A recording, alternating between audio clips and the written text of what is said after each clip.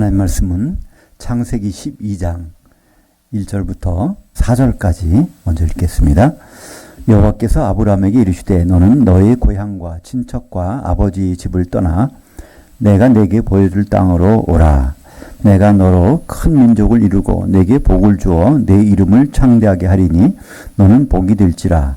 너를 축복하는 자들에게는 내가 복을 내리고 너를 저주하는 자들에게는 내가 저주하리니 땅의 모든 족속이 너로 말미암아 복을 얻을 것이라 하신지라.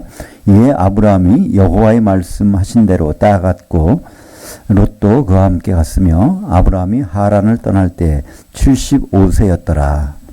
원전으로 다시 보는 창세기 오늘은 12장입니다.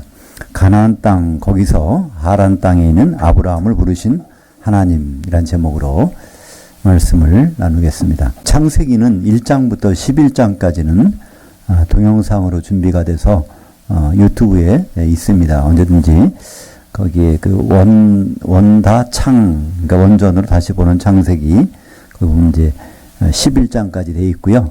이제 12장부터 우리가 시작해서 거기에 이제 올려놓을 예정입니다. 그러니까 창세기 1장부터 11장까지는 하나님의 계획이 들어가 있습니다. 창세기 12장부터 50장까지는 아브라함을 중심으로 이 족장을 통해서 하나님 역사하시는 그 내용들이 이제 요셉까지 내용이 들어가 있죠. 오늘 1절에 보니까 12장 1절에 여호와께서 아브라함에게 이르시되 너는 그의 고향과 친척과 아버지의 집을 떠나 내가 네게 보여줄 땅으로 우리말 번역엔 가라라고 돼 있죠. 근데 원문에는 가라 오라가 없습니다. 그냥 땅으로까지만 나와 있어요. 근데 이제 이것을 오라라고 볼 수 있는 것이 비슷한 말씀이 우리 이제 기억에 있습니다. 이게 신약성경 사도행전 7장 2절 하반절에 보면 거기부터 우리 조상 아브라함이 하란에 있기 전에 메소포타미아 있을 때 영광의 하나님이 그에게 보여 이르시되 내 고향과 친척을 떠나 내가 내게 보일 땅으로 오라. 여기 우리말 번역은 이제 가라라고 되어 있는데요. 성경의 원문에 보면 여기란 뜻, 여기로 오라라는 듀라라고는 헬라어가 있습니다. 듀로. 그러니까 하나님이 거기 가서 지금 이리로 오라고 부르시는 거예요. 근데 사도행전하고 창세기에서는 조금 차이가 있습니다. 창세기에서는요, 하란 땅, 하란 땅에서 가나안으로 오라. 그래서 이렇게 되어 있는데요. 사도행전 7장에 보면, 사도행전 7장 2절 이하에서는 이 출발지가 우르고요. 창세기에서는 12장에서는 출발지가 이 하란입니다. 둘 다 사실 맞는 말이에요. 왜냐하면 창세기 11장에 보면 데라가 자기 아들들하고 조카를 데리고 여기로 가는 장면이 나옵니다. 사실 데라가 가는 아브라함의 아버지 데라가 아브라함을 데리고 또 다른 나홀도 데리고 물론 이제 큰 아들 하란은 죽었지만 롯을 데리고 이제 가는 장면이 나옵니다. 근데 그 장면을 보면 사도행전에서는요, 그걸 데라보고 한 것이 아니라 아브라함에게 부르는 장면이 나와요. 스데반이 그것을 설교를 하죠. 은행에 보면 아브라함한테 너 우르에서 이리 와 하는 말이 이제 나옵니다. 근데 그걸 우리가 같이 창세기는 데라가 데리고 가고, 사도행전에서는 아브라함이 그 뜻을 따라서 거기에 온단 말이에요. 근데 우리가 그걸 이렇게 엮어보면, 그렇죠. 데라가 이제 아들이 셋이 있었는데, 맨 큰 아들이 하란입니다. 그리고 중간에 나홀, 막내가 아브라함. 우리는 보통 아브라함이 큰 아들로 생각하죠. 근데, 사실 이제 우리가 여기 따져보겠지만, 데라라고 하는 사람이 아들 셋을 낳았는데, 하란, 나홀, 그리고 아브라함. 근데 오늘 이제 데라가 205세에 죽었거든요. 205세 죽는데 그때 나이가 75세였다는 겁니다. 그러면 아브라함은 데라가 아버지가 130세에 난 거잖아요. 그죠? 근데 이 데라가 자식 셋을 낳았는데 그 시간을 70세라고 해놨습니다. 거기 보면 창세기 11장 26절에 보면 데라는 70세에 아브람과 나홀과 하란을 낳았더라. 이건 세 쌍둥이를 낳았다는 얘기가 아니라 그때부터 자녀를 낳아서 셋을 두었더라. 그런 얘기입니다. 구체적으로 누가 큰형인지는 여기 안 나와요. 안 나오지만 이제 아브라함이 바로 75세 때 아버지가 죽었다는 사실이 나오거든요. 205살 때 죽어가지고 205세 때 그때 아브라함이 떠나가는데 그러면 아버지가 205세 때 아들이 75세야. 그러면 아브라함은 아버지가 130세에 낳았다는 것. 그러니까 아브라함은 자기 아버지가 이제 낳고 보니까 130세인 거예요. 그죠? 그런 상황이 된 거죠. 그래서 큰아들은 하란, 막내 아들은 아브람, 그 가운데가 나홀, 이렇게. 여기 하나님이 누구한테요? 데라한테 여기 말씀하신 것이 아니라, 여기 이제 데라가 세 아들이 여기 있었죠. 여기에 하란, 나홀, 아브람. 여기서 아브람한테 얘기를 하신단 말이에요. 너 이리 오라고, 그죠? 너 갈대우르에 거기 있지 말고, 여기 나 있는 곳에 아란 땅으로 오라고 그러니까, 그 말을 아버지한테 한 것 같아요. 그죠? 창세기에서는 데라가 데리고 가니까, 창세기 보니까. 그러면 우리가 이걸 엮어보면, 그 막내 아들이 얘기를 듣고, 그 아버지가 거기서 짐을 싸가지고 여기까지 가는 거예요. 어떻게 보면, 데라가 대단한 사람이죠. 그죠? 그리고 데라는요, 여기서 무엇을 했냐면, 우상 장사를 한 사람, 우상 만들어 팔고 우상 섬기는 사람이었어요. 여호수아서 20몇 장이죠? 24장 2절 하반절에 보면, 거기는 데라는 원래 갈대우르 이 땅에서 우상 만들어 팔고 섬기던 사람인데, 막내가, 우리 그거 하면 안 됩니다. 지금 하나님께서 우리를 가라고 그래요. 그랬더니 그 막내 아들의 말을 듣고 그 모든 걸 버리고 여기로, 그때가 몇 살인지는 안 나오지만 나이가 많았을 거예요. 적어도 아브라함이 태어났으니까 130세는 훨씬 넘었을 거 아닙니까? 여기 다 짐 싸갖고 간다는 거. 데라는 우리가 보기엔 별로 모르는 이름이지만, 아브라함 믿음도 대단하지만 데라라는 사람도 대단한 사람이에요. 그죠? 웬만하면 네가 뭐 한다고 그래? 막내가 뭐 얘기하는 그거 안 듣잖아요. 뭐 여호와라는 분이 있어? 그게 아니라 그 아브라함의 말을 듣고 이제 같이 여기까지 가는데, 그때 이미 큰 형은 죽어버렸단 말이에요. 이 하란은 거기서 먼저 따라가지 못해요. 그래서 이 두 아들하고 이 하란에서 나온 아들 롯하고 데리고 갑니다. 우리가 보통 아브라함하고 롯하고 롯이 조카니까 나이가 어릴 것 같죠? 근데 사실은 따져보면 롯이 훨씬 아브라함보다 훨씬 나이가 많다는 걸 알 수 있어요. 왜냐하면 이제 그 데라, 그러니까 하란하고 아브라함이 나이 차이가 한 60세 되나요? 60세 되니까. 그러니까 자기 큰 형이 자기보다 60세가 많은 거예요. 환갑이 더 많은 거예요. 그러니까 그가 30세만 결혼해서 애를 낳았어도 그러면 이 롯은 아브라함보다 30세가 더 많은 거잖아요. 그죠? 그러니까 아브라함이 그 조카 불쌍해서 데리고 다니는 것이 아니라 어떻게 보면 이 장조카가 아주 아브라함 그 자기 막내 삼촌을 이렇게 보호하고 데리고 다니는 그런 것 같은 그것이 이제 성경을 통해서 우리는 알 수 있죠. 그러니까 여기서 떠날 때는 아브라함한테 얘기했지만 실제 데리고 간 것은 데라가 데리고 갔고, 근데 데라가 여기에서 죽어버립니다. 205세. 그때 하나님이 말씀하신 거예요. 본토 친척 아비 집을 떠나 내가 지시한 곳으로 여기로 와라 얘기해요. 근데 여기서 떠날 때는 아비 집이란 말은 없어요. 왜냐면 아버지와 같이 오니까 여기까지. 근데 이제 아버지가 죽고 거기 집이야 거기 있을 테니까 너는 그 버려두고 오라. 여기서는 본토 친척을 떠나. 여기서는 본토 친척 아버지 집을 떠나. 이렇게 이제 그 차이가 창세기하고 사도행전에서 나오게 됩니다. 그러니까 하나님은 여기서 우리가 알 수 있는 것은 하나님 우리 뭘 시켜서 열심히 하나하나 보는 것이 아니라 그분이 솔선수범해서 먼저 하신다는 거예요. 그죠? 예. 가나안 땅에도 먼저 가시고 또 우리가 창세기 7장 1절에 보면 한번 볼까요? 여호와께서 노아에게 이르시되 너와 네 온 집은 방주로 들어오라. 그래서 뽀라고 너 여기 들어와. 창세기 6장에서 방주를 지으라 해놓은 그 여호와 하나님께서 7장에서 방주가 다 지어지니까 하나님은 먼저 방주에 들어가셔서 너 여기로 들어와. 이 세대에서 내가 내 앞에 의로움을 내가 보았느니라. 그러니까 우리는 하나님과 좀 친근해져야 돼요. 그죠? 여기도 왜 하나님 아버지는 여기 계세요. 우리는 멀리 계신 것 같지만요. 여기 계시단 말이에요. 그렇죠?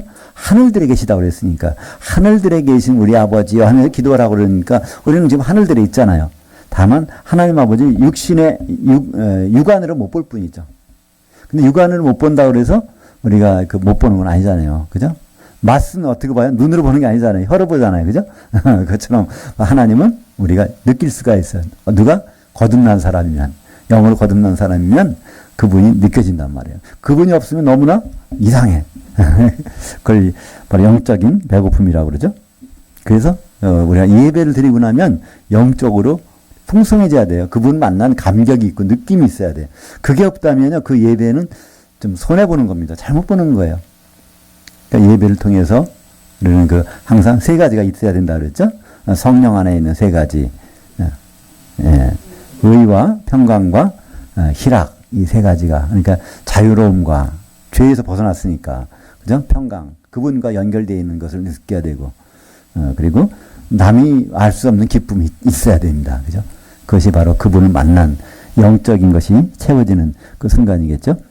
그래서 여기서 이제 아브라함을 불러다가 복을 주신다고 합니다. 복을 주셔서 내 이름을 창대케 하리 너는 복이 될지라. 그래서 아브라함을 복 주는 자는 축복하는 자는 축복하고 저주하는 저주하고 아브라함을 그렇게 세워놓겠다는 거예요. 하나님은. 아브라함이라고 하는데 우리는 아브라함이라고 그러잖아요. 아브라함. 근데 여기서는 아브라함이라고 나오네요. 왜 그럴까요? 이름 바꿔주시기 전입니다. 그죠? 아브람 하면은 람이라는 거는 크다는 뜻이에요. 큰 아버지 그런 뜻이에요. 그 집에서만 큰 아버지 그런 뜻이죠. 크게 되는. 그러니까 아마 원래는 작은 아버지인데 이름을 그렇게 지어놨어요. 데라가 전화서 큰 아버지, 이렇게. 근데 나중에 이름을 바꿔주시죠. 아브라함 하면 모든 민족의 아버지 이렇게 해서 이름을 바꿔주시는데 아직은 이름 바꿔주기 전에 그렇습니다. 근데 우리가 보면 이제 이름 히브리 말에는 이름이 여러 가지 뜻들이 들어가 있어요. 그럼 여기에 하란이 나옵니다. 하란이 나오는데 여기는 하란이 또 나와, 그죠? 이건 하란 땅이고요. 여기는 하란은 뭐야? 아브라함이 큰 형님이잖아요. 롯의 아버지잖아요. 그래서 왜 하란은 똑같은가? 근데 사실은 똑같은 게 아닙니다. 발음이 조금은 달라요. 히브리 말로는요 조금 이게 다른 발음이 나요. 이것은 그냥 하란이라고 하면 이거는 카란. 그러니까 키읔 받침이 조금 들어가는. 그러니까 이제 알파벳 그 글자가 다르단 말이에요. 근데 우리는 그냥 똑같이 해놓으니까 하란 땅에서 여기 있었는데 이 사람 죽어서 아브라함이 여기 가서 자기 큰아들 한 맺혀가지고 동네 이름을 하란이로 바꿔놨나? 이렇게 생각하는 사람도 있어요. 근데 그건 아닙니다. 여기서 이 하란이라는 뜻은요, 그러니까 하르라는 산사람이라는 뜻입니다. 여기서.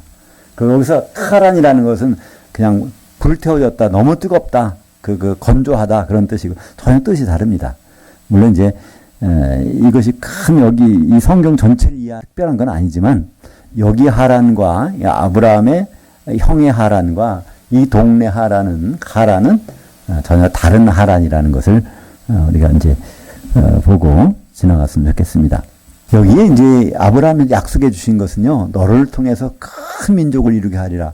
이게 과연 누구를 얘기할까요? 유대인들 얘기할까요? 그렇지 않습니다. 그것은 이제 갈라디아서 3장 7절을 보면 그런즉 믿음으로 말미암은 자들은 아브라함의 자손들인 줄 알지어다.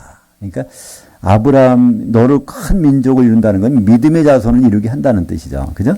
유대인들 많아지게 하고, 맞아. 이스라엘이 어디 가서 뭐 잘되게 하고 이런 얘기가 아닙니다. 믿음으로 된 사람들, 그 사람들을 앞으로 많이 많아지게 해주겠다는 뜻입니다. 그러니까 이 아브라함, 우리는 보통 믿음이라고 하면 뭘 믿음이라고 할까요? 믿음이라는 말은요? 예, 설득당하는 겁니다. 그러니까 이 아브라함이 얼마나 설득당했냐면 여기 갈대아 우르에 있는데 여기에서 설득당해가지고 다 왔잖아요. 근데 설득당할 뿐 아니라 아버지까지 설득시켰어. 이 사람은 또 자기 하나님께 설득당하고 내가 하나님한테 들었는데요. 여기 떠나야 된답니다. 하나님으로 가야 된대요. 그래서 설득해가지고 아버지 데라와 같이 여기까지 가서 또 여기서 아버지 죽은 다음에 여기까지 오는 모든 과정. 아브라함이 이제 설득당한 사람, 하나님의 말씀을 듣고 설득당한 사람이죠. 그래서 그런 하나님 말씀에 설득당한 사람에게는 3장 갈라디아 3장 7절에 바로 믿음으로 말미암은 자들은 아브라함의 자손인 줄 알지어다. 그러니까 아브라함이 설득당한 어떤 대표적인 사람이니까 우리도 하나님 말씀 설득당한다면 바로 아브라함과 같은 족속이 된다는 것이죠. 근데 왜 아브라함을 선택해서 하나님이 이런 일을 벌여주셨을까요? 그냥 여기다 놔둬서 믿음만 잘 키워가지고 하면 될 거잖아요. 그죠? 근데 하나님 모든 하신 일은 뭐가 있다 그랬죠? 하나님 의도가 있어요. 아브라함을 통해서 하신 의도가 있단 말이에요. 근데 성경 전체는 사실 예수님을 증거하기 위한 거잖아요. 그죠? 근데 그 의도에 대해서는 히브리서에 보면 아브라함을 왜 그렇게 하셨는지가 나옵니다. 히브리서 11장 9절하고 10절 한번 같이 읽어보겠습니다. 믿음으로 그가 이방 땅에 있는 것 같이 약속의 땅에 거류하며 동일한 약속을 유업으로 함께 받은 이삭 및 야곱과 더불어 장막에 거하였으니 이는 그가 하나님이 계획하시고 지으실 그 터들이 있는 성을 바랐음이라. 그래서 아브라함에게는 그거를 바라보게 해서 그 턱, 기초석이라는 뜻입니다. 기초석이 있는 그 성, 우리는 알고 있죠? 아브라함은 그것이 너무나 막연했는데 우리는 압니다. 요한계시록에서 보면 12기초석이 있는 그 성이 나와요. 그것이 요한계시록 21장 4절에 보면 예루살렘 성이 나오는데 그 밑에 기초석이 12개가 있다는 거죠. 예, 기초석이 있는 그 하나의 성, 도시가 나온단 말이에요. 이 도시에 들어갈 꿈을 이제 아브라함한테 그걸 보여주셨다는 겁니다. 그래서 아브라함은요, 이 갈대아 우리에서 나온 다음부터 어디를 가도 텐트 치고 살아요. 절대로 돈이 많아도 집을 안 져. 집을 진다는 얘기는 기초를 해놓고 집을 지어야 되잖아요. 아브라함은 평생 그렇게 사는 거예요. 왜 그렇게 살았을까요? 하나님이 기초를 세워준 그 성이 있대. 그걸 바라보고 가는 사람이죠. 아브라함은. 그것을 우리에게 보여주시기 위해서 아브라함을 선택하신 것입니다. 아브라함은 결국은 그 일을 하다가 아브라함이 그런 일을 그 성이 뭔지를 알았을까 몰랐을까? 우리는 그것이 중요한 것이 아니에요. 그죠? 우리는 아브라함을 통해서 확실히 아는 거는 그는 항상 텐트만 치고 살았다. 텐트라는 것은요, 영원한 집이 아니란 뜻이잖아요. 아브라함이 도대체 왜 텐트 치고 살았을까? 그는 믿음을 가졌다는 거죠. 그 새 예루살렘 성이 있고 그 속에 들어가는 그 믿음을 가지고 산 사람. 그러니까 그 성에 들어간다는 것은 아브라함은 결국 뭐죠? 생명책 이름이 기록됐다는 얘기죠. 백보자 심판 받을 때 분명히 아브라함은 거기서 나와서 이제 불못에 가는 것이 아니라 그 새 예루살렘 성에 들어갈 것입니다. 그러한 하나님의 계획을 설명하는데 이 아브라함은 꼭 필요한 사람이죠. 그래서 아브라함을 선택해서 가나안 땅에 데리고 왔지만 여기 히브리서 11장 9절에 있는 것처럼 이방 땅에 있는 것 같이 약속의 땅이 거류하며 약속의 땅이 가나안 땅이에요. 근데 가나안 땅이 있어도 거기서 이방 땅에 있는 것 같이 했다는 게 왜냐하면 기초를 안 쌓고 언제든지 기초된 곳에 자기는 들어가야 되겠다는 생각을 가지고 있었습니다. 그러니까 이러한 하나님의 계획을 새 예루살렘이라는 어린 양이 신부라는 것을 설명하는 과정에서 하나님은 아브라함이 꼭 필요했다는 것이죠. 그 아브라함을 오늘 이제 창세기 12장에서 우리가 만나게 됩니다. 그래서 이 아브라함이 과연 어떤 일을 하다가 한 사람인가? 히브리서 11장 39절 볼까요? 이 사람들은 다 믿음으로 말미암아 증거를 받았으나 약속된 것을 받지 못하였으니 이는 하나님이 우리를 위하여 더 좋은 것을 예비하셨은즉 우리가 아니면 그들로 온전함을 이루지 못하게 하심이라. 히브리서 11장은 구약에 나오는 모든 믿음의 선배들이 쭉 나옵니다. 근데 그 사람들은 증거는 받았지만 약속을 못 받았다는 거예요. 이 증거는 뭘까요? 예를 들어서 어떤 사람이 당장에 현금 없지만 약속어음을 써주는 거예요. 내가 며칠 되면 돈이 나오니까 그걸 수표로 해서 그 날짜를 써주는 거죠. 그 증거를 받은 거예요. 그러나 돈을 찾을 수는 없어요. 그거로. 마찬가지로 구약의 모든 사람들은 예수님 못 만났어요. 그러나 확실한 증거는 가지고 있죠. 일정은. 마찬가지로 그런 사람들, 구약의 모든 성도들은 그런 증거는 받았지만 약속, 예수 그리스도를 직접 못 만났다는 거죠. 그를 첫 번째로 만난 사람이 세례요한이죠. 이는 하나님이 우리를 위하여 더 좋은 것을 예비하셨은지요. 그러니까 우리가 할 일이 있다는 겁니다. 구약의 성도들은 뭔가 부족해. 대표적으로 아브라함은 뭐라고 그랬어요?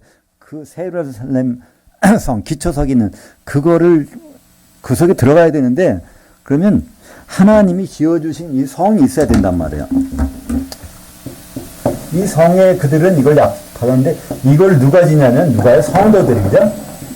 성도들이 이것을 새 예루살렘 성을 이루어야지만이 그들이 온전히 이루어가게 된다. 이것이 이제 히브리서의 11장 40절 맨 마지막에 보면 이게 나온 겁니다. 그러니까 우리는요, 그냥 놀고 있을 수 없어요. 그죠?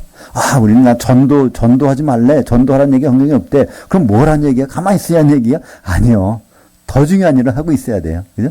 교회를 세우는, 교회에 우리가 한 몸이 되는 일을 해서 나중에 이 교회가 완성되면 새 예루살렘이 되잖아요.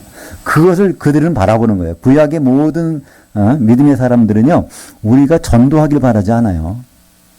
그 사람들은 우리가 빨리 건축물이 돼서 올라가. 우리가 입주해야 되는데 그 사람들은 뭐 재료 구하러 다녀? 이상하네.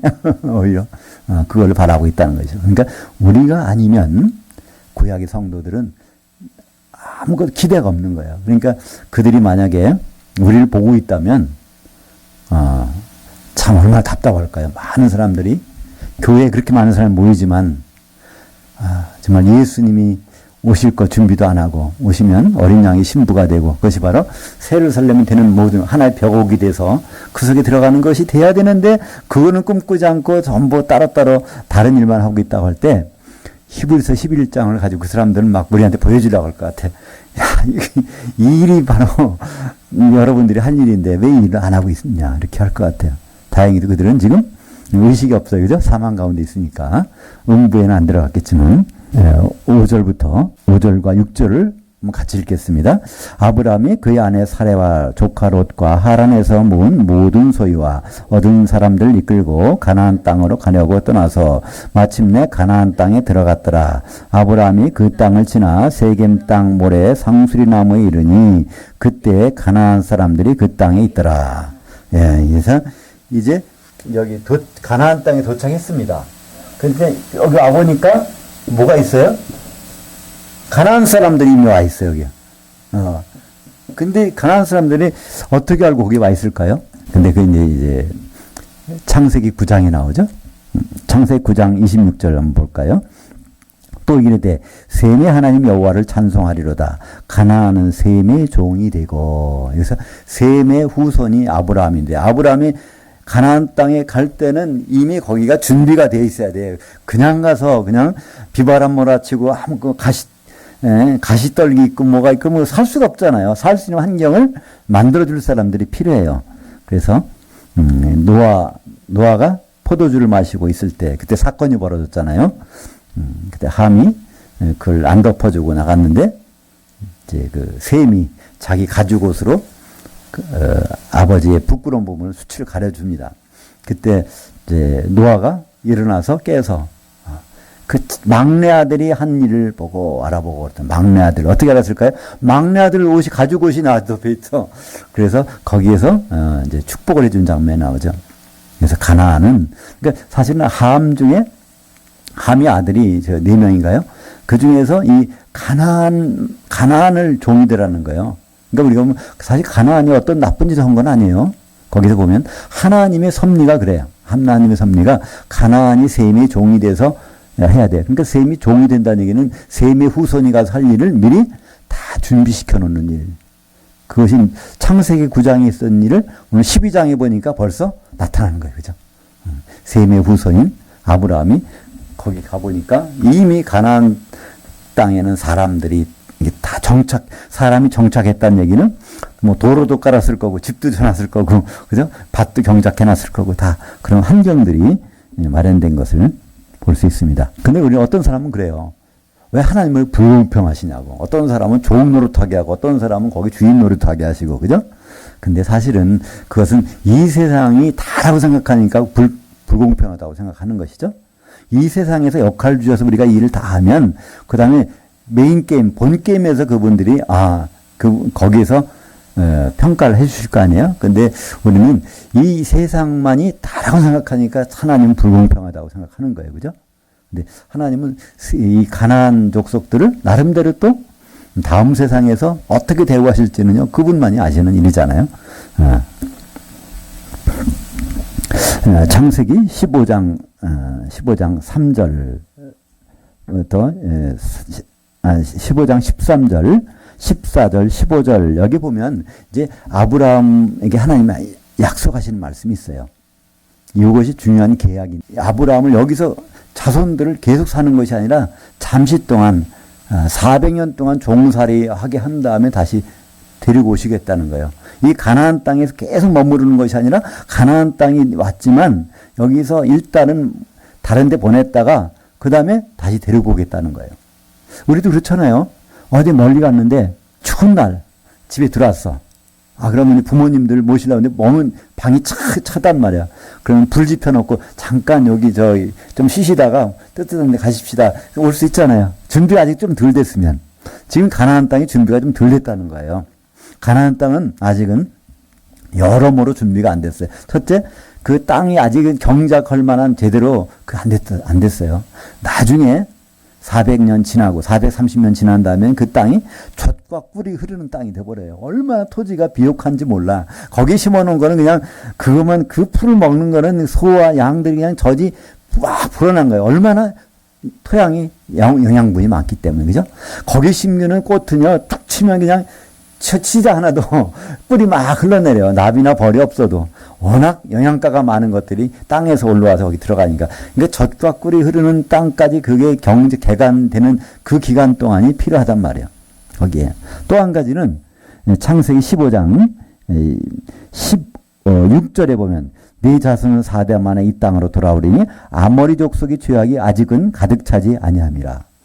지금 가나안 땅에 있는 족속 중에서 이 아모리 족속이 죄악이 관영하지 않다. 그들이 우상 숭배하고 뭐해서 바로 하나님의 회초리를 쓸 수 있는지 안 쓰는지 그것이 아직 안 돼 있다는 거예요. 그러니까 애굽에서 나온 사람들이 거기 가서는 그 사람들이 아직은 우상도 섬기지 않고 아무것도 안 하면은요 이렇게 훈련시킬 수도 없고 이렇게 시험해 볼 수도 없는 상황인 거예요. 근데 아모리 족속이 우상을 숭배하고 막 그런 순간에 가서 거기에 본받지 않고 하나님 뜻대로 살면 하나님, 너희들 인정할 수 있구나. 그걸 인정을 했느냐, 못 했느냐, 시험을 치르는데 시험 준비가 안 됐는 거예요. 한마디로 산에 가서 광석을 캐다가 여기서 금을 빼내야 되는데 금을 빼내려면 용광로 속에 집어넣어야 되잖아요. 근데 용광로가 아직 온도가 안 올라갔어. 그러면 나중에 기다렸다가 집어넣어 드릴 거잖아요. 바로 이 용광로, 어떤 용광로요? 아모리 족속, 우상을 숭배하는 그런 일들이 막 벌어진 소굴에다가 유대인들 한번 이스라엘 백성 집어넣어서 거기서 정말 하나님을 순종하는지 안 하는지 그걸 알아보려고 그러는데 아직은 이 가나안 땅에 아모리 족속이 타락을 덜 했다는 거예요. 그러니까 온도가 좀 덜 올라왔다는 용광로 온도가. 그래서 4대 만에, 그러니까 400년 종살이 한 다음에 이렇게 오게 하리라. 여하튼, 하나님이 데리고 오신 것은 어디요? 이 가나안 땅이에요. 근데 최후께 보면은 애굽에서 고생하고 있잖아요. 하나님이 애굽에서 고생하니까 너희들 고생 많이 했으니까 내가 좀 더 좋은 땅으로 옮겨줄게. 그런 뜻이 아니라 먼저 애굽엔 잠시 있었던 것이고 다시 가나안 땅으로 와야 되는데 때가 돼서 400년이 딱 돼서 그래서 데리고 나오신다는 거예요. 또 4대가 되니까 데리고 나온다는 거예요. 바로 하나님의 모든 계획은 한치의 오차도 없습니다. 그 모든 계획들. 그것이 이제 오늘 시작되는 현장에 우리가 있는 것이죠. 아브라함을 이제 갈대아 우르에서 하란 땅으로, 하란에서 75세가 되어서 시작합니다. 75세면은 굉장히 늦은 것 같지만 그러나 하나님은 그때 시작하는 거예요. 우리는 늦게 시작한 사람들이 많아요. 모세는 80세 시작을 하죠. 일을. 야곱은 몇 세에 할까요? 일을? 아브라함보다 한 살 많았어요. 이 시작한 지. 76세. 아브라함이 형을 피해가지고 외삼촌 집으로 도망갈 때 바로 여기로 도망가는 거예요. 외삼촌 여기에 누가 있어요? 외삼촌은 여기 사는 거예요. 이 나홀의 아들이 여기 있잖아요. 그게 이제 바로 외삼촌이란 말이야. 여기로 다시 가서 이제 도망가서 이제 사는 그 장면이 나오는데 외할아버지요. 자기가 거기 가서 이제 사는 장면이 나오죠. 75세. 그래서 이걸 딱 보면 분명히 아브라함은 막내라는 걸 알 수 있습니다. 그죠? 하나님은 막내를 많이 좋아하시는 것 같아요. 저도 막내인데. 우리 노아의 아들들도 나오잖아요. 내 큰아들이 누구죠? 야벳. 그리고 둘째 아들이 함. 막내가 셈인데, 일반적으로 성경에 보면요, 셈이 먼저 나와요. 그래서 셈이 제 장남인 줄 알아요. 셈. 근데 거기서도 셈은 막내입니다. 이 아브라함이 장남인 줄 알아요. 근데 이게 막내예요. 이 다윗이 2세의 장남인 줄 알아요. 아니, 막내예요. 다윗의 아들, 또 솔로몬이 또 그 막내란 말이에요. 그죠? 이게 막내들을 이렇게 많이 사용하시는 것 같습니다. 출애굽기 3장 8절 한번 같이 보겠습니다. 또 내가 내려가서 그들을 애굽인의 손에서 건져내고 그들을 그 땅에서 인도하여 아름답고 광대한 땅, 젖과 꿀이 흐르는 땅, 곧 가나안 족속, 헷 족속, 아모리 족속, 브리스 족속, 히위 족속, 여부스 족속의 지방에 데려가려 하노라. 이게 이제 400년 동안 이 종살이 했다는 거예요. 종살이 하고 나서 다시 데려오는 것입니다. 근데 출애굽기를 보면요, 430년이 참에 오는 게 나와요. 그죠? 430년이 딱 됐다는 말이 나와요. 왜 430년일까요? 그때는 종살이는 400년인데요. 애굽에 들어가서 나올 때까지는 430년이야. 왜 그러냐면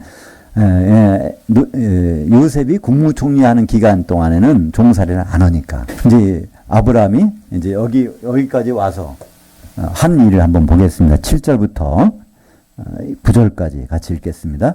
여호와께서 아브라함에게 나타나 이르시되 내가 이 땅에서 이 땅을 내 씨에게 주리라 하신지라. 자기에게 나타나신 여호와께 그가 그곳에서 제단을 쌓고 거기서 베델 동쪽 산으로 옮겨 장막을 치니 서쪽은 베델이요 동쪽은 아이라. 그가 그곳에서 여호와께 제단을 쌓고 여호와의 이름을 부르니 점점 남방으로 옮겨갔더라. 이제 드디어 도착했는데 여기서 갑자기 너 잘 왔다 이건 없어요. 그죠? 너 오라고 했는데 왔구나 이런 얘기 없어요. 대신 뭐가 있어요? 이제 대신 이제 기근이 나서 거기서 다시 가야 되는 상황이 벌어져요. 그러니까 그렇다고 하나님이 잊어버릴 수 있겠습니까? 아니요. 하나님은 그 계획대로 착착 진행하시는 겁니다. 아브라함도 그래서 거기에 대해서 어떤 질문도 없어요. 하나님 말씀을 따라서 우르에서 떠나서 하란까지 갔는데 그 말씀을 따라서 가나안 땅까지 왔습니다. 그 인사드리는 거예요. 그걸 제단 쌓는 거잖아요. 그죠? 예배 드리는 거고. 그래서 베델과 아이 사이에다가 단을 쌓고 이제 하나님께 예배를 드리는 것이죠. 근데 거기에 이제 그러니까 여호와께서 아브라함에게 나타나서 이르시되 내가 이 땅을 내 씨에게 주리라. 근데 여기서 씨라는 것을 우리는 두 가지로 생각할 수 있어요. 그죠? 자손이라고 볼 수도 있고 또는 근원이라고 볼 수 있어요. 그러니까 조상이라고 볼 수도 있고 후손이라고 볼 수도 있어요. 씨라는 거는. 그렇잖아요? 씨는 이거는 이게 만약에 씨를 맺는다면 요거에서 나온 거잖아요. 그러나 이것이 나오게 한 씨는 먼저 있어야 되잖아요. 그 둘 중에 뭘까? 여기서 과연 무슨 아브라함의 씨에게 복을 내린다 그러는데 그것이 과연 뭘까? 그러면 아브라함 후손들에게 복을 내린다는 말일까? 그들을 창대케 한다는 말일까? 이 둘 중에 무언가에 대해서는 신약 성경을 보면 우리에게 알 수 있습니다.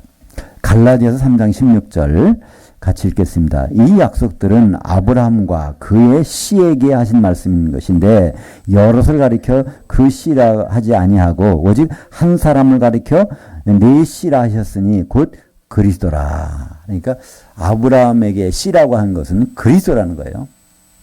그러니까 아브라함의 후손들 얘기하는 것이 아닙니다. 물론 아브라함도 창대케 되지만 더욱 중요한 것은 아브라함의 씨인 예수 그리스도께서 창대케 된다는 거예요. 그럼 예수 그리스도께서 창대케 된다는 것이 무엇일까요? 그분이 계획하신 꿈이 이루어진다는 것입니다. 그렇죠? 예수 그리스도께서 꿈꾸신 것이 이루어지는 것, 그것이 완성되는 것, 그것을 말하고 있죠. 사실 보세요. 아브라함의 이 자손이 창대케 된다. 그 일이 벌어지나요? 유대인들 결국은 예수님 오시니까 십자가 못 받고 뿔뿔 흩어져서 물론 1948년도 5월 14일 날 독립은 했다고 그러지만 그건 아니잖아요. 성경에서는 또 요한계시록 2장 9절에 보면 자칭 유대인이라고 하는 사람들, 이미 아브라함 혈통 가졌다고 하는 사람들, 이건 유대인이 아니고 오히려 사탄의 회당이라니까 그들은 버림받았단 말이에요. 어떻게 보면. 근데 오늘 말씀 보니까 그 대대로 복을 내린다, 그 창대케 한다. 과연 이것은 그들 얘기가 아니라 예수 그리스도 안에 있는 사람들이 어떤 완성을 이루어 주신다는 그 말씀이죠. 그래서 그 씨라는 것은 그리스도다. 바로 그러니까 아브라함의 예수님은요, 아브라함의 자손이 아닙니다. 우리는 성경을 보면 그게 무슨 말이에요? 마태복음 신약성경 1장 1절에 아브라함의 자손, 다윗의 자손, 예수 그리스도의 세계라고 그랬는데 거기선 자손이 아니라 아들이란 말이죠. 그죠? 아브라함의 아들인 이삭과 같은 분이고 또 솔로몬의 아들인 다윗의 아들인 솔로몬과 같은 분이다. 그러니까 한마디로 한 아내의 남편 될 뿐이고 또 성전이 되실 분이라는 것을 마태복음은 소개하면서 마태복음의 핵심적인 내용은 교회잖아요. 그죠? 바로 교회가 하나님의 성전이고 또 이 교회가 그분의 아내가 될 거니까 이것이 마태복음에서 말씀하는 것이지 예수님 족보를 따져보니까 아브라함의 후손으로 나온 것이 예수입니다. 이 얘기가 아니라는 거예요. 예수님도 직접 말씀하십니다. 요한복음 8장 58절에 보면요. 사람들이 그랬어요. 너 아브라함 자손 아니야? 그랬더니 내가 무슨 아브라함. 나 아브라함이 있기 전부터 내가 있느니라 그래요. 예수님이 그러세요. 직접. 아브라함이 이 세상에 있기 전에 내가 있다는 거예요. 왜냐하면 그분이 근원이고 씨니까. 근데 우리가 사람들이 얘기하는 것이 예수님이 아브라함의 후손이라는 건 사람들 얘기지 예수님은 자신은 그렇게 얘기 안 해요. 바로 나온단 말이에요. 우리 이제 시간이 안 되니까 읽지 못하겠지만 요한복음 8장 58절. 이거 기억이 나죠? 858. 대한항공 858기 뭐 한번 그 기억이 나실 거예요. 그죠? 김현희 뭐 해서 저기 중동에서 뭐 이렇게 폭파된 사건. 그게 858인데 여기서 이제 그건 제가 이게 기억에 남게 해라고 이제 하시라고 제가 말씀드린 겁니다. 요한복음 8장 58절에 보면 그러면 예수님 직접 말씀하시죠.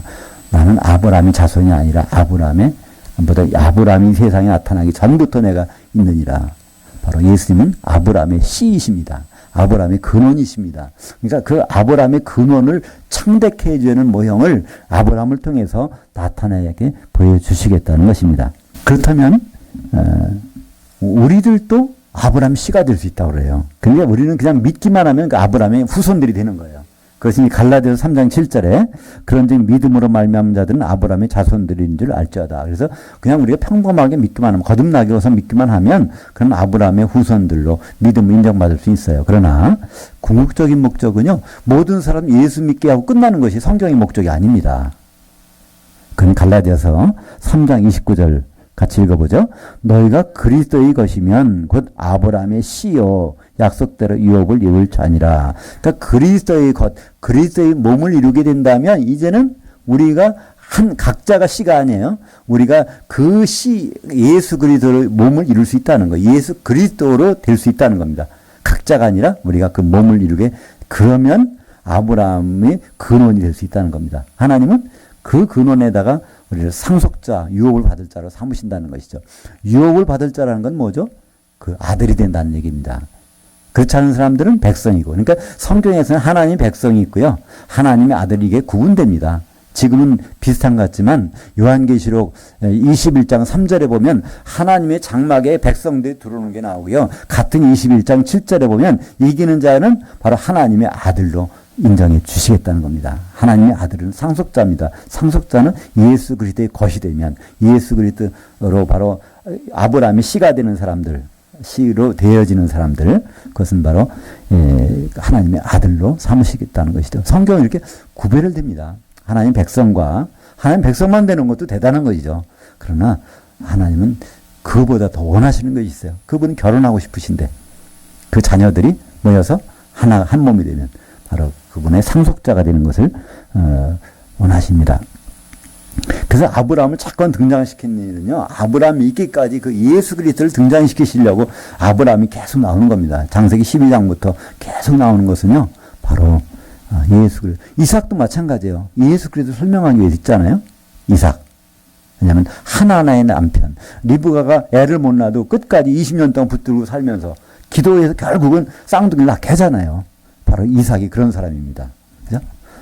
아내 위해서, 애 낳기 위해서 기도해서 쌍둥이까지 얻은 사람이요. 성경에 이삭밖에 없어요. 그죠? 그러니까 우리 예수님을 설명하는 거잖아요. 이삭이. 한 아내. 우리가 아무리 잘못해도 결국은 우리를 한 아내로 삼아서 결혼하시겠다는 거잖아요. 그것이 이삭.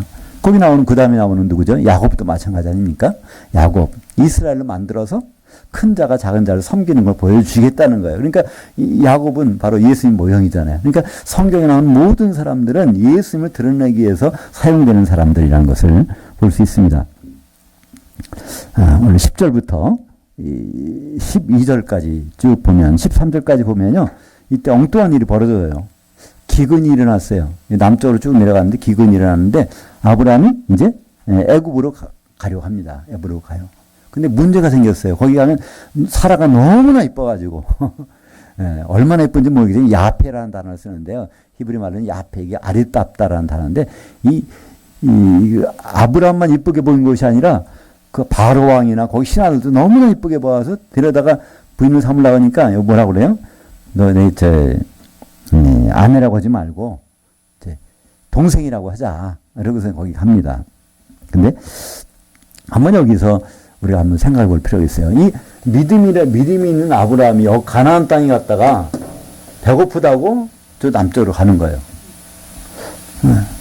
근데 이거 좀 이상하잖아요? 그거 좀 하나님한테 물어보지도 않고 가는 거예요. 우리는 여러 가지 생각을 해볼 수 있지만 여기 하나의 단어가 나옵니다. 10절 그 땅에 기근이 들어있음을 아브라함이 애굽에 거류하려고. 이게 거류라는 것은요. 임시방편으로 타국인 생활을 하려고 그런 뜻입니다. 거기에 거주한다는 뜻이 아닙니다. 아브라함은 거기 갈 때부터 여기에 거기는 잠깐 하나님 무슨 사정이 있어서 가나안을 이 기근을 보내주셨겠지. 그래서 그를 가는 거예요. 여기서 믿음이 없어진 것은 절대로 아닙니다. 나름대로는 거기까지 배고파서 가는 거라기보다는 이런 일이 있으니까 일단은 가는 겁니다. 그때 목적 자체가 틀려요. 거기 가서 입주하려고 하는 것이 아닙니다. 이 단어를 특별히 꾸르라는 단어를 쓰는데요. 성경에서 타국인이라고 할 때 이 단어가 많이 나옵니다. 레위기에서 이제 그런 단어가 굉장히 많이 나오는데요. 레위기 26장 29절 하반절에 보면 본토인이든지 너희 중에 거류하는 거류민이든지 그리하라. 그러니까 본토인이라는 단어가 에즈라 크라는 말이 있고요. 거류민이라는 단어가 있어요. 이건 깨르라는 단어가 있는데 이거는 깨르는 명사고 꾸르는 동사입니다. 거기에 꾸르하는 사람을 깨르라고 그래요. 그러니까 이 깨르 신분으로 가 있겠다는 거예요. 잠깐. 아브라함은 원래부터 그런 생각으로 내가 배고프니까 하나님 여기 부르신 거 여기는 먹을 것이 없나 봐. 그래서 가는 것이 아니라 아마 속으로 생각했지도 몰라요. 왜 하나님은 나 이쪽으로 몰아가실까? 일단 갑니다. 심지어는 그것 때문에 거짓말도 시킬 수밖에 없는 거예요. 이걸 어떤 거짓말? 하얀 거짓말이라고 할 수 있죠. 우리는 거짓말하면 무조건 나쁘다고 생각하지만 성경에 보면요. 거짓말이 통하는 때가 있어요. 그죠? 라합도 그렇잖아요. 이제 두 정탐꾼이 왔을 때 거기 집에다 숨겨놓고 나서 나갔다 그래요. 거짓말 시키잖아요. 우리는 거짓말이면 무조건 안 된다. 거짓말은 저는 불못에 들어간다, 지옥 들어간다 그러는데요. 맞아. 거짓말이 어떤 선한 거짓말이죠. 하나님의 뜻을 거스르지 않고 오히려 하나님의 뜻 가운데서 하는 거가 있단 말이죠. 우리가 인간적으로 보면 아브라함 찌질이 모여서 자기 살라고 자기 부인도 동생이라고 숨겨가지고 거기서 들어가서 그런 일을 한다고 해서 정말 아브라함을 폄하할 수도 있지만 아브라함은 이 한 단어에서 애굽에 들어간 목적부터가 잠깐 거기서는 거류하러 체류하러 잠깐 갔다가 온다는 그런 생각을 가졌기 때문에 하나님이 어떤 뜻이 있을까? 기다리고 순종한다는 그런 면을 우리서 발견해야 될 것 같습니다. 그러니까 하나님은 거기서 따로 간섭 안 하시고 오히려 아브라함이 어떤 화를 당할 것 같으니까 꿈에 나타나서 애굽 왕한테 나타나서 너 왜 그러냐고 혼내잖아요. 아브라함 혼나잖아요. 여기서 바로 이 바로가 이제 여기서 큰 공변을 당할 것 같으니까 모든 것을 내주고 거기서 오히려 애굽에 들어갔다가 재산을 많이 불려가지고 이제 나오게 됩니다. 그때 누구도 나와요? 남종과 여종이 나와요. 그때 나오는 여종 중에 누가 있을까요? 하갈, 그죠? 하갈이라는 그 사람은 필요해요. 하나님이 경륜을 이루는 가운데 필요하단 말이에요. 그죠? 바로 이삭이 있기까지는요, 또 이스마엘이 있어야 돼요. 그 과정 속에서 이삭이 두드러지게 나오잖아요. 이 모든 것을 하나님은 경륜을 엮어 가시는데, 막 기근도 사용하시죠. 남방에 가서 기근이 있어가지고 애굽 땅에 갔는데, 거기서 아브라함은 자기를 거짓말해서 이제 아내를 누이라고 속이는 장면까지 나오는데 실제적으로는 누이는 누이예요. 그죠? 이복 동생이니까. 이런 모든 과정 속에서 하나님은 이 일을 계속해서 만들어 가십니다. 이 과정 속에 우리가 아브라함의 씨가 되는 일이 거기서부터 벌어지고 있는 것이죠. 좀 감개무량하지 않습니까? 우리 자신이 지금 아브라함의 근원 예수 그리스도의 몸이 되는 과정이 벌써부터 아브라함을 통해서 시작되고 있었다는 것이죠. 그래서 14절부터 마지막 절까지는 바로 그런 얘기입니다. 아브라함이 갔는데 결국은 하나님께서 간섭하셔서 봉변당하는 대신에 큰 재물을 얻어가지고 나오는데 이 하갈도 데리고 나옵니다. 우리가 보면 하갈을 안 데리고 나왔으면 그 이스마엘도 안 생기고 모든 것이 잘 되지 않을까? 아니요. 그 하갈도 있어야 하나님 뜻을 알게 되는 그게 나온다는 것이죠. 그죠? 육신의 자식을 통해서 나온 사람과 바로 믿음을 통해 나온 사람이 구분된다는 것을 우리에게 설명해 주기 위해서 그것이 이제 갈라디아서에서 그것이 나옵니다. 갈라디아서 4장 22절부터 22절, 25절, 26절을 한번 같이 읽겠습니다. 맨 밑에 있습니다. 기록된 바 아브라함에게 두 아들이 있으니 하나는 여종에게서 하나는 자유있는 여자에게서 났다 하였으며 이 하갈은 아라비아에 있는 시내산으로서 지금 있는 예루살렘과 같은 곳이니 그가 그 자녀들과 더불어 종노릇하고 오직 위에 있는 예루살렘은 자유자니 곧 우리 어머니라. 그러니까 이 세상에는 세상에는 예루살렘이 있다는 거예요. 그 예루살렘은 영원히 있습니다. 이 땅덩어리가 없어질 때까지. 근데 그것만 있는 것이 아니라는 겁니다. 위에 있는 예루살렘이 따로 있다는 거예요. 우리가 소망 중에 바라는 새 예루살렘 성이라는 따로 있다는 겁니다. 그거를 구분해 주기 위해서 이 하갈이 필요합니다. 하갈은 여기서 바로 시내산을 얘기하고 시내산에서 뭐가 내려왔죠? 율법을 가지고 만들어진 곳이 어디입니까? 성전이잖아요. 예루살렘 성전은 하나님을 만나는 유일한 장소. 거기에는 뭐가 있어서? 휘장이 있어서. 그러니까 바로 거기에는 율법 지키는 사람들이 거기 있는 곳인데 이것이 바로 시내산에서 받은 율법이고 그것이 하갈이 그걸 의미한다는 거예요. 하갈은 육체로서 낳은 이스마엘. 그죠? 이삭은 믿음을 통해서 난 이삭. 그걸 구분하는. 그래서 이삭을 통해서 나오는 것이 결국은 위에 있는 예루살렘이고 바로 이 율법을 때로 따라간다면 이것은 이 땅에 있는 예루살렘. 그러니까 우리는 얼마 전에도 그런 일이 있었잖아요. 미국 대통령이 트럼프 대통령이 예루살렘이 이스라엘의 유일한 그 수도다 이렇게 바로 그냥 그 육적인 걸 따라가는 거예요. 근데 그것이 아니는 거죠. 진짜 이스라엘은 바로 우리 성도들이잖아요. 요한계시록 7장에 보면 이스라엘 12지파를 소개하는데 거기에는 요셉 지파가 나오는 걸 통해서 그죠? 거기 또 에브라임 지파는 거기도 안 들어가고요.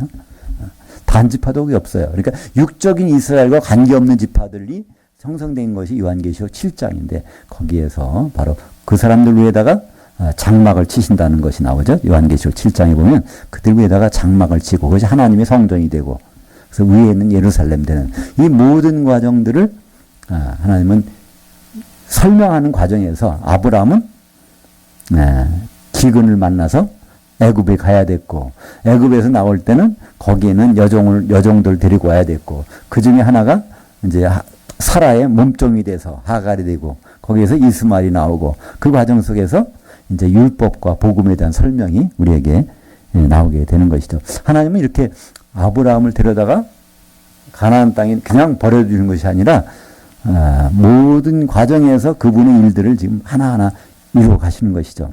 우리는 믿음으로 눈으로 볼 때 그것이 보여지겠죠. 그렇지 않으면 아브라함이 또 실수했구나. 왜 거기 배고프다고 거기 내려갔다가 그런 본변을 당하나. 아브라함은 그런 사람이 아니었습니다. 하나님 눈이 정확하시잖아요. 그죠? 하나님 사람 보시는 눈은 정확하시니까. 근데 그런 아브라함. 근데 우리는 누구예요? 믿음만 가지면 그런 아브라함이 자손이 될 수 있는데 우리는 그거로 만족하는 사람들이 아닙니다. 그죠?